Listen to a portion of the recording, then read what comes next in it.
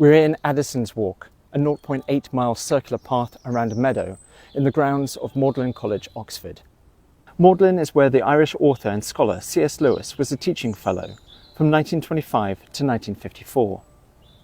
Whilst here, Lewis wrote some of his most famous work, including the Screwtape letters, the Space Trilogy, and most of the Chronicles of Narnia.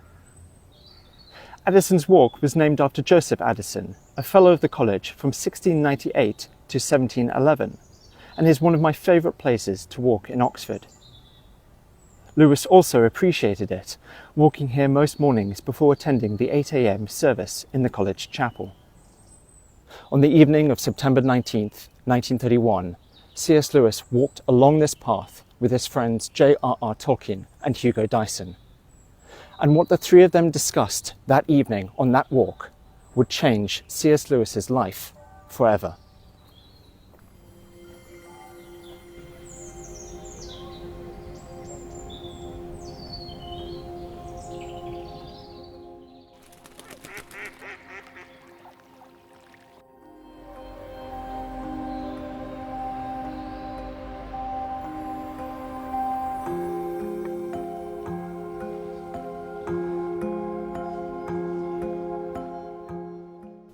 It was an evening similar to this one, also in late September, when the leaves of the trees were just beginning to change colour and drop. Lewis was 32 years old and had recently shifted from atheism to theism, believing in a god but not yet believing in any particular religion.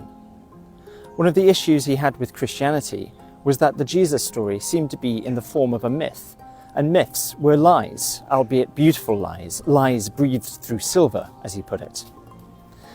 After all, if you compare Jesus' story to the Norse god Balder or the Egyptian god Osiris, there are many similarities.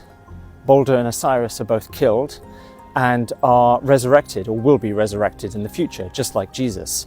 And yet we don't believe in Balder or Osiris, or most of us don't anyway. Why reject those gods but accept Jesus if they're all just myths? It didn't make any sense for Lewis, and this is one of the big reasons that he couldn't commit to Christianity.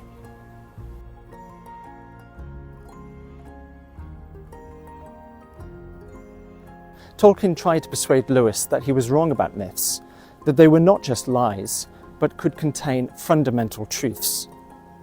And we have a record of Tolkien's argument to Lewis because he recorded it in a poem titled Mythopoeia, addressed to one who said that myths were lies and therefore worthless, even though breathed through silver.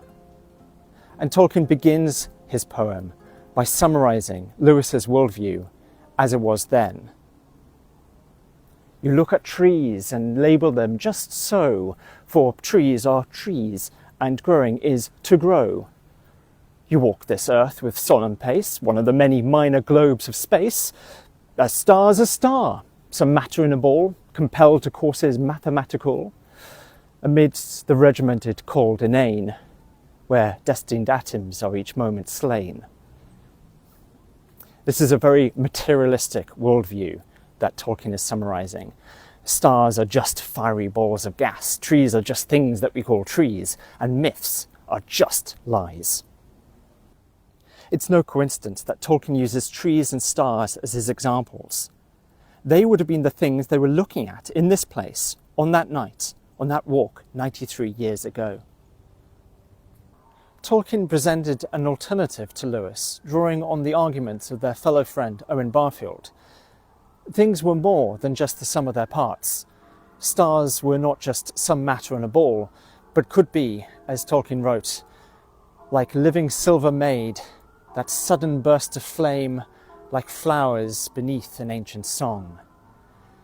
In other words, stars could be so much more than just what they were made of. They could have other layers of meaning and significance, and metaphor and myth-making could help us see those meanings. And Lewis remembered this lesson from Barfield and Tolkien when 19 years later he wrote this book, The Voyage of the Dawn Treader, one of the Chronicles of Narnia. And in this story, the boy Eustace travels from our world to the fairy tale land of Narnia, and there he encounters a person who is also a star. And he says to this person, in our world, a star is just a ball of fiery gas. And the star replies, even in your world, that is only what a star is made up of. That is not what a star is.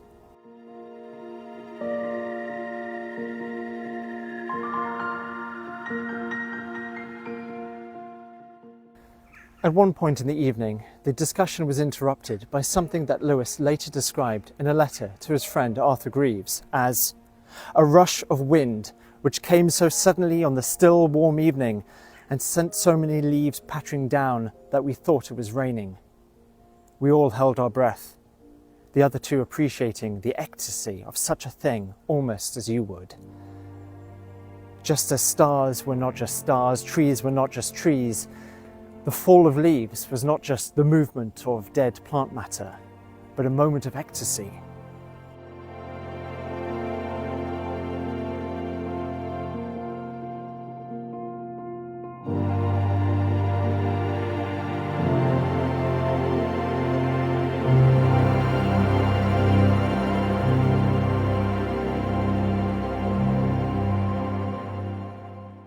And if all those things could be more than just the sum of their parts, then perhaps myths could too. They might not just be lies, but they could have truth to them. And if myths could also be true, then the Jesus story, in the form of a myth, could be true. A week later, on the 28th of September, the very date that I'm recording this, Lewis finally converted to Christianity.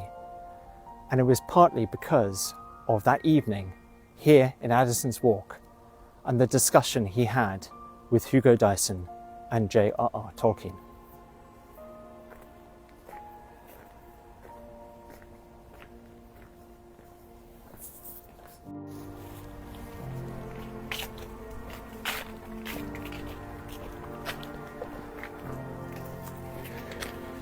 Lewis died in 1963 and is buried 2 miles east of here in Headington. Tolkien died in 1973 and is buried 4 miles north of here in Wolvercote Cemetery. But Dyson, who died in 1975, is buried right here in Holywell Cemetery, so close to Addison's Walk, which is about 200 metres that way, just over the river. So close to the place where, in 1931, he and Tolkien helped their friend find his faith.